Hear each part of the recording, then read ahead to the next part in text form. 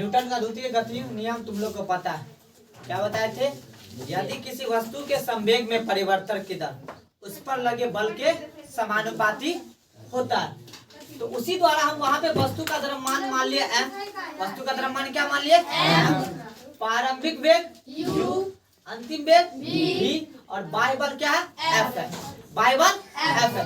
तो अब हम चलते हैं कि वस्तु का प्रारंभिक संवेग, वस्तु का प्रारंभिक संवेग यानी संवेग बराबर होता है द्रव्यमान गुने वेग, द्रव्यमान गुने वेग। तो देखो प्रारंभिक वेग को P1 मान लिया, तो P1 बराबर क्या हो गया m गुने u। m क्या है यहाँ पे? m बराबर होता है मास और u क्या है? u वेग है, क्या वेग है, जो कि प्रारंभिक वेग हम मान रहे हैं। उसी प्रकार t समय के बाद देखो जब वस्तु चलता है तो कुछ समय के बाद फिर अंतिम तक पहुंचता है, तो अंतिम वेग जो होगा वो कितना समय के बाद होगा? t समय के बाद। कितने समय के बाद? t समय के बाद अंतिम संवेग होगा P2 बराबर क्या हो गया m और अंतिम वेग क्या है? v है, mv।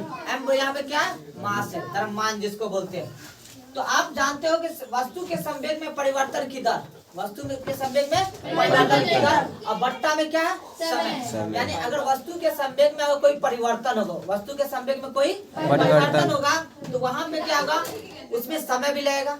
संवेग में परिवर्तन कहने का मतलब समय भी लगेगा। तो P2 माइनस P1 बट्टा क्या हो गया? T हो गया। अब न्यूटन का द्वितीय गति नियम आप लोग को अभी बताएं कि किसी वस्तु के संवेग में परिवर्तन की दर उस पर लगे बल के समानुपाती होता है। तो बल जो समानुपाती हो गया संवेग परिवर्तन की दर, तो F बराबर क्या हो गया? बल और संवेग परिवर्तन क्या हो गया? P2 माइनस P1 बट्टा T। जब ये संवेग का साइन को हम हटाते हैं तो एक कांस्टेंट मान, एक नियतांक आता है, वो क्या आता है? K आता है। क्या आता है? K। तो K बराबर क्या हो गया? P2 माइनस P1 बट्टा T हो गया। तो K यहाँ पर क्या है? एक निश्चित नियतांक है। क्या है? निश्चित ने। अब चलते हैं, आप जानते हैं P1 बराबर mu लिखे थे और P2 बराबर mv लिखे थे। तो वहाँ पे जो है P1 और P2 के यहाँ पर P1 का मान और P2 का मान हम यहाँ पे डाल दिए। P1 का मान क्या? P2 का मान mv और P1 का mu और बट्टा में T। जब इसमें से एक m कॉमन हो जाएगा क्योंकि मास दोनों जगह क्या होगा? सेम होगा, द्रव्यमान दोनों जगह, क्योंकि वस्तु के संवेग में जब परिवर्तन की दर बढ़ेंगे तो वस्तु तो वही रहेगा लेकिन उसके संवेग में क्या होगा? परिवर्तन होगा। तो उसमें से m कॉमन आ गया v माइनस u बट्टा t। आप पिछले क्लास में पढ़े थे v बराबर u प्लस at, इसी से हम a का मान निकाले तो a बराबर क्या हो गया? v माइनस u बट्टा t आ गया। तो v माइनस u बट्टा t यानी इसके यहाँ पर आप क्या लिख सकते हैं? लिख सकते हैं ना। देखो यहाँ पे समीकरण 3 में a का मान